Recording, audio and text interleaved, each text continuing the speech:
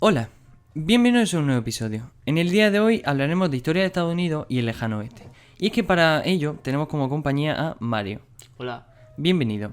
Bueno, como en todos los podcasts, tenemos una pregunta un poco global para empezar.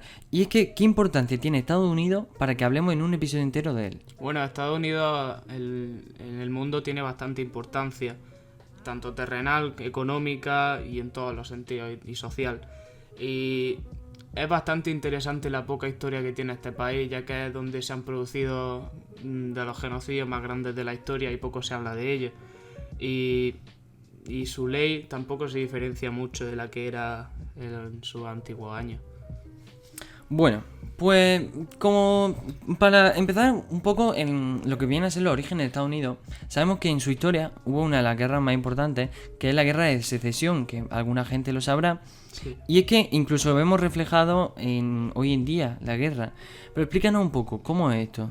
Bueno, la guerra de secesión se debe a que los estados del norte no necesitaban básicamente lo que era la esclavitud, ya que fue la última guerra antes del desarrollo y duró como de 1861 a 1865. Y fue la culminación de 4 décadas en la que se fraguaron profundas y arraigadas diferencias económicas, sociales y políticas entre los estados del norte y del sur.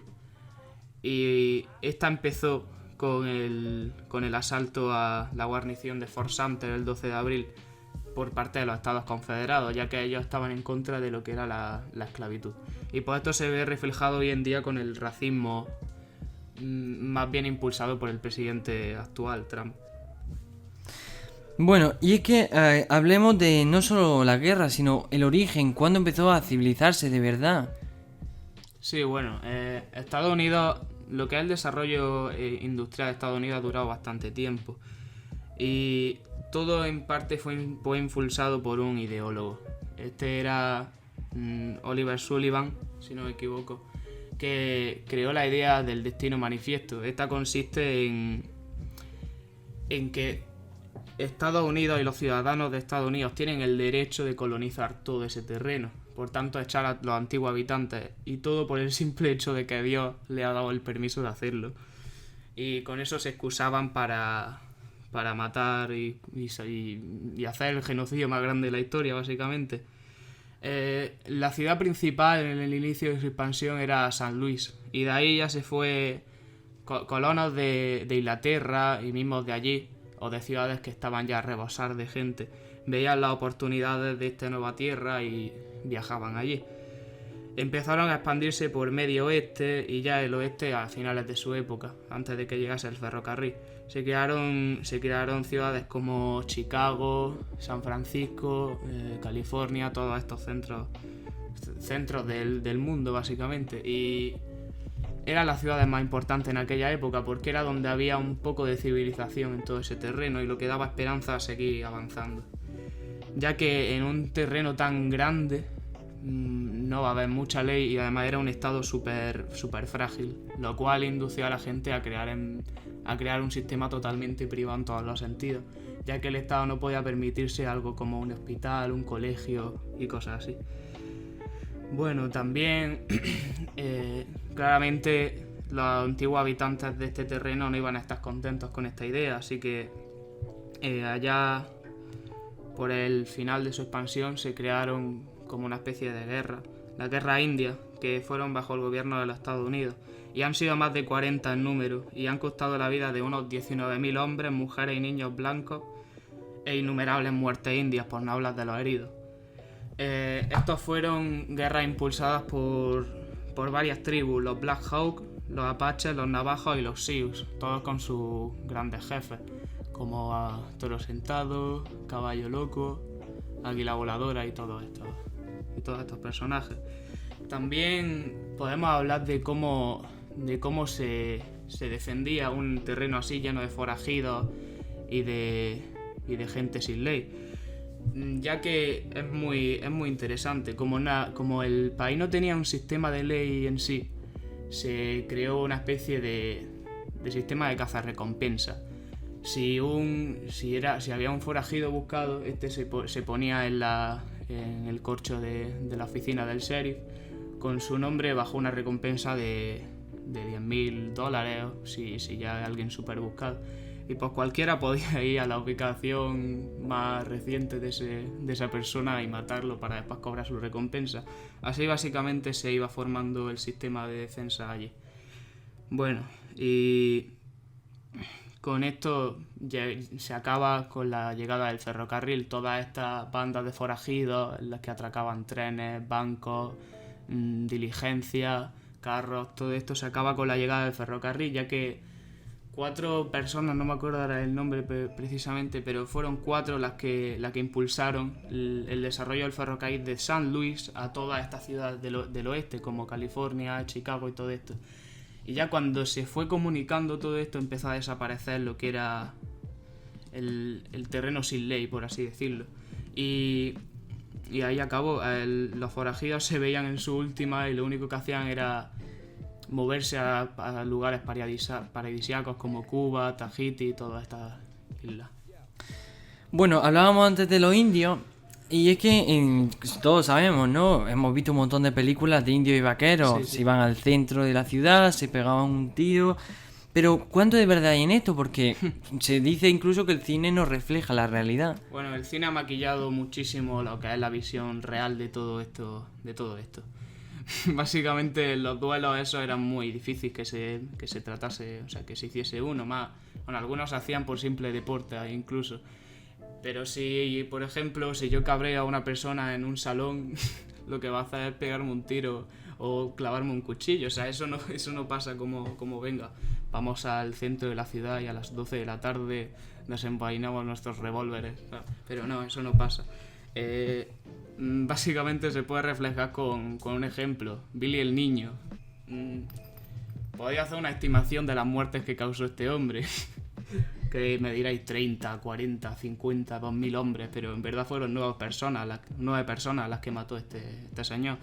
Y su primera fue de rebote, porque bueno, su primera en el cine la ponen como un duelo en el centro de la ciudad, pero esta fue un hombre que estaba molestándole en un salón y por desgracia se le escapó un tiro a Billy por sin querer y le dio en la pierna, se desangró y echó a correr. Y de ahí empezó su gran carrera de forajido, ya que bueno, pues él podía matar a un hombre, podía asaltar una diligencia y pues de ahí fue creando su banda con muy poca edad.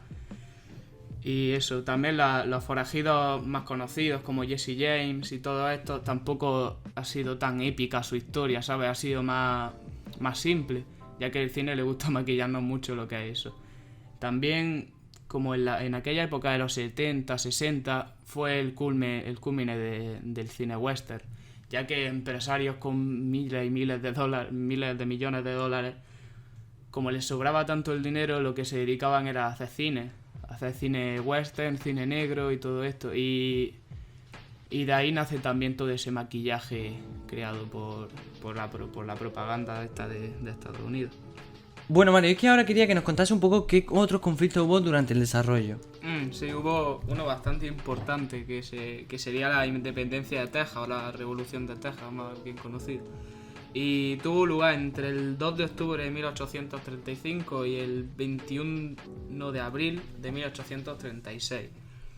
Bueno, México contra Texas, básicamente. Los problemas entre el gobierno mexicano y los colonos angloparlantes de Texas, o sea, estadounidenses, comenzaron con la promulgación de la nueva Constitución Centralista de 1835, que eran básicamente 7 leyes que alteraron la estructura de la República Mexicana. Y bueno, la guerra comenzó en territorio tejano, el 2 de octubre de 1835, como he dicho antes, con la batalla de los González.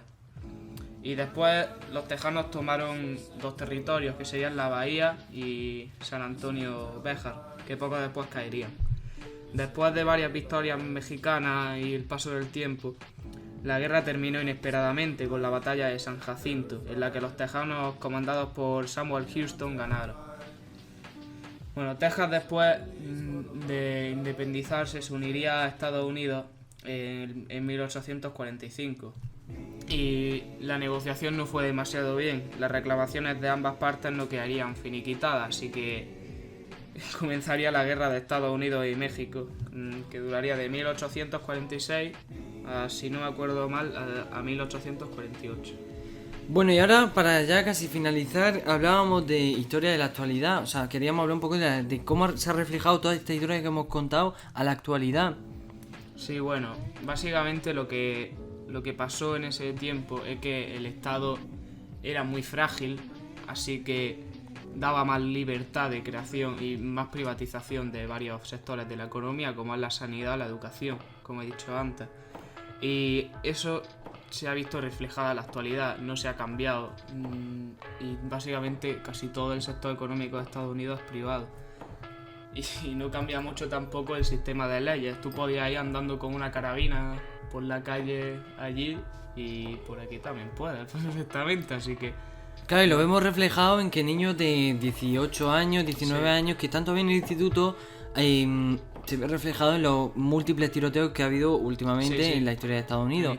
Y es que, Mario, ¿qué opinas de que niños con 18 años, 19 años puedan tener ese tipo de armas? Como pueden ser AK-47 o incluso una pequeña pistola. Sí. Que pues, eso, aunque sea pequeña, puede hacer mucho daño. ¿Qué opinas sobre eso? Básicamente yo lo veo un poco decepcionante, porque ya no es solo que puedan, sino que eso se ve como parte de la cultura del país de Estados Unidos. O sea, un arma, tú lo reflejas básicamente con Estados Unidos, ya que es el país con más libertad de portación de armas que ha habido en la historia. Y pues yo lo veo decepcionante que pasen estas cosas. Y básicamente el poder lo que hace, en vez de culpar a su sistema de leyes, es echarle la culpa a secundarios como pueden ser los videojuegos o películas o cosas así. Es como quitarle importancia y culpabilidad a la causa. Bueno, y también, ¿qué opinas sobre que Trump, cuando llegó a la presidencia, permitió que personas con problemas mentales diagnosticados pudieran también tener armas? Otra cosa, es que este presidente no se puede ver, no tiene ni pies ni cabeza, básicamente. Claro, no sabemos, algo bueno, nunca se ha visto hacer algo bueno. Tiene la intención de construir un muro que separe México de Estados Unidos. Otra cosa, es decir, bueno, eso también es otro tema por el que hablar, sí. Ya no solo del presidente, sino de la población en sí. Tienen una especie de denigración a este pueblo mexicano, ya que veteranos de guerra cojan su furgoneta y vayan a la frontera a pegarle tiros a familias que intentan pasar. Y eso es totalmente legal, porque entre un lado y otro no hay un marco de leyes que defiendan a una posición a otra. Así que claro, un territorio sin leyes que se puede hacer lo que dé la gana, sí, claro. Así que eso se tiene como hobby, eso está dentro de la cultura del país, eso es algo que se tiene que cambiar desde dentro, ¿sabes? No es un problema más bien gubernamental, ya que también el gobierno impulsa ese movimiento, ¿sabes? Que es ya lo peor.